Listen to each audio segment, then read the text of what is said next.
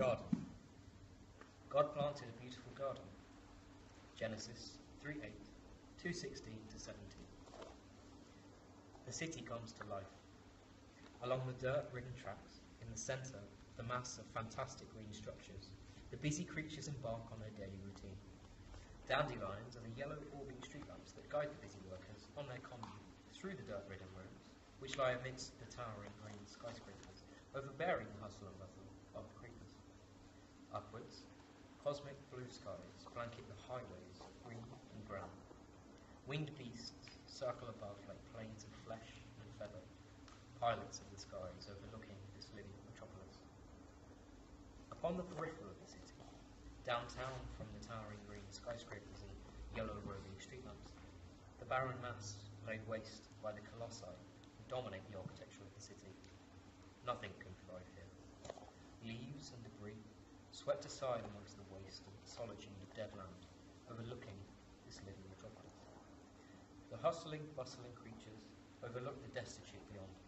They see nothing beyond the dazzling nighttime and the indulgence of potions and toxic firewater they consume, with the glamour and allure that the city bestows amongst this living metropolis. Club. Club culture is a colloquial expression given to youth cultures for whom dance clubs and their 80s offshoot raves are the symbolic axes and working social hub.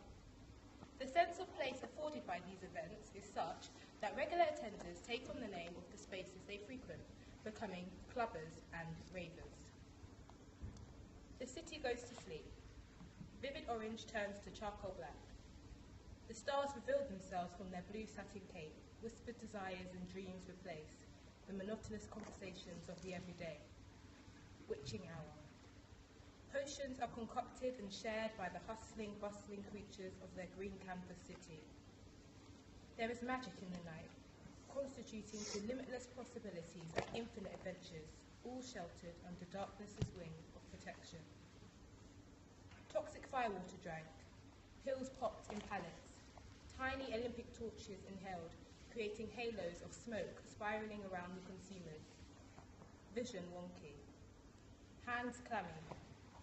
Infatuation. Inhibitions lost. Morals sacrificed. Violence. Blood. Broken. Lust. Infidelity. All sheltered under darkness's wing of protection. When they gave up. Thomas Edison. Each inhabitant must leave behind the barren wastelands of the city, where lie the gentle slopes and the rolling hills of ABC and 123.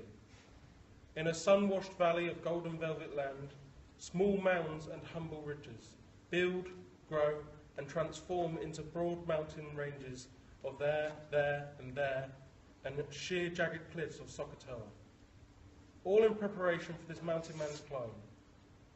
Small summits mark each milestone. The peaks of exams sometimes excel, occasionally collapsing, crumbling. He stumbles on the tumbling rocks which plunge in landslides on a surface brimming with instability. Sometimes the hurling boulders fly like burning pools of lava and hell, thrown from a violent volcano of failure and defeat, smashing into the mountain man, trapping him, burning him, crushing him, all challenging the mountain man's climb.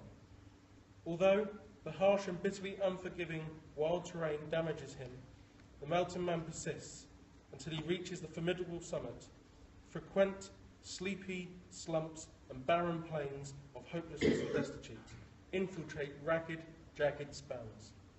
This journey, awash with perpetual risk, the mountain man never so prone to slip and plunge down this relentless Everest.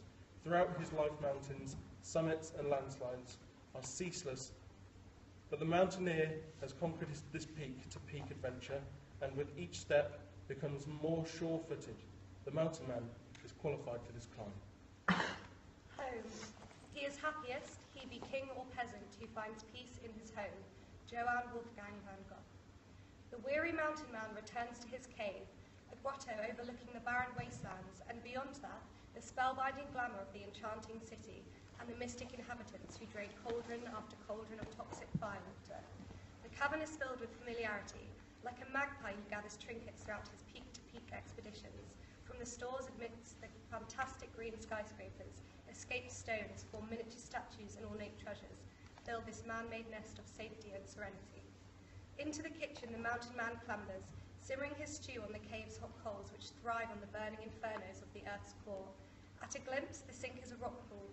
Plates, cutlery and food manifest into urchins and starfish, and oysters tangled amongst the steaming seaweed in this submerged wonderland.